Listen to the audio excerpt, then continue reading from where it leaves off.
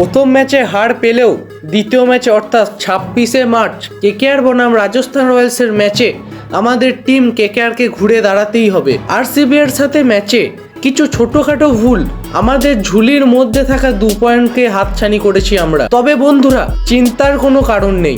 Next ম্যাচে KKR এর টিমকে কিছু রিঅ্যারেঞ্জ করলেই কেকেআর 2025 সিজনে আবার রঙে ফিরে আসবে। কি সেই পরিবর্তন, এসো একটা ছোট ভিডিওর মধ্যে দিয়ে দেখে নেওয়া যাক। তবে বন্ধুরা, তার আগে আপনারা যদি কেকেআর এর সাপোর্টার হন তবে ভিডিওটি অবশ্যই লাইক করে চ্যানেলটি সাবস্ক্রাইব করে নেবেন, কারণ এখানে কেকেআর রিলেটেড খুঁটিনাটি সমস্ত আপডেট সবার প্রথমে দেওয়া হয়। তাহলে বন্ধুরা, আজকের টপিকটা নিয়ে আলোচনা করা যাক। বন্ধুরা, কেকেআর আইপিএল 2025-এ তাদের দ্বিতীয় ম্যাচ খেলবে 26শে মার্চ গুয়াহাটিতে রাজস্থান রয়্যালসের বিরুদ্ধে। এটি কেকেআর এর প্রথম অ্যাওয়ে ফ্রম হোম ম্যাচ, তাই এটা তাদের ক্ষেত্রে অনেকটাই চ্যালেঞ্জিং বলে মনে করা হচ্ছে। প্রথম ম্যাচে আরসিবির বিরুদ্ধে হেরে গেলেও কেকেআর এর সেই ছোটখাটো ভুলগুলোকে শুধরিয়ে এগিয়ে যেতে হবে, কারণ আগের ম্যাচে কি হয়েছে সেটা নিয়ে যদি আমরা ভেবে পড়ে থাকি তাহলে এই ম্যাচটাও হয়তো আমাদের হাত থেকে হাত ছাড়া হয়ে যেতে পারে। তাই যেটা হয়ে গেছে সেটা নিয়ে না ভেবে যেটা হতে চলেছে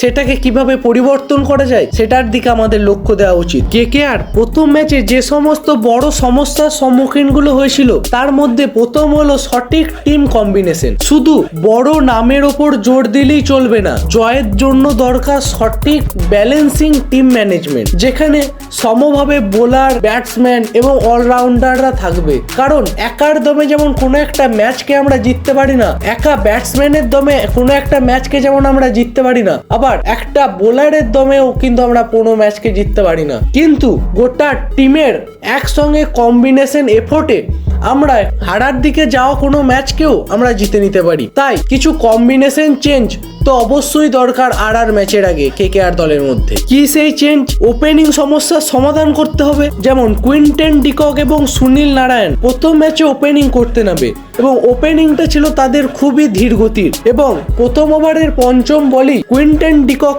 আউট হয়ে ডাগ আউটে ফিরে যান। সেটা বড় কথা নয়, কোনো একটা প্লেয়ার তার দিন না থাকতেই পারে, কিন্তু দ্রুত রান না করা এটা অবশ্যই সমস্যা। তাই পাওয়ার প্লেতে দ্রুত রান যাতে করা যায় সেটার দিকে নজর দিতে হবে কেকেআর টিম ম্যানেজমেন্টকে, না হলে বড় স্কোর পাওয়া সম্ভব হবে না কেকেআর দলের জন্য। এছাড়া ব্যাটিং অর্ডারটাকেও কিছুটা আপগ্রেড করতে হবে। রিঙ্কু সিং, আন্দ্রে রাসেল এদের ব্যাটিংটা অনেকটাই নিচের দিকে চলে যাচ্ছে, যা সমস্যার কারণ হচ্ছে।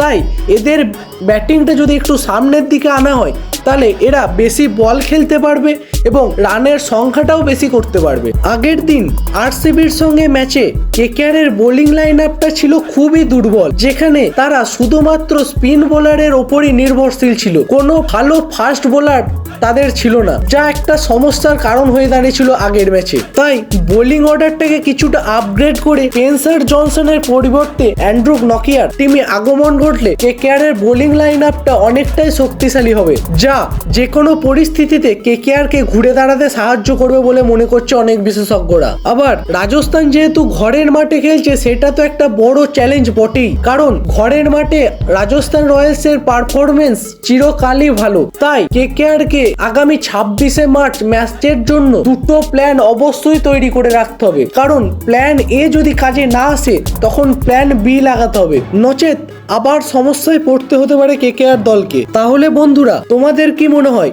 এই চেঞ্জগুলো বাদে আর কি কোনো মেজর চেঞ্জ করা যেতে পারে আগামী 26শে মার্চ রাজস্থান রয়্যালসের সঙ্গে কেকেআর এর যে ম্যাচ আছে সেই কেকেআর দলেতে? তোমাদের কি মনে হচ্ছে সেটা আমায় অবশ্যই কমেন্ট করে জানাও। আর ভিডিওটি ভালো লেগে থাকলে লাইক করো, শেয়ার করো এবং ডেসক্রিপশন বক্সে থাকা লিঙ্কে ক্লিক করে আমাদের টেলিগ্রাম চ্যানেলে অবশ্যই জয়েন হয়ে যাও, যেখানে ক্রিকেট রিলেটেড আপডেট সবার প্রথমে দেওয়া হয়। তাহলে আজ এই পর্যন্তই থাক, দেখা হচ্ছে পরের ভিডিওতে।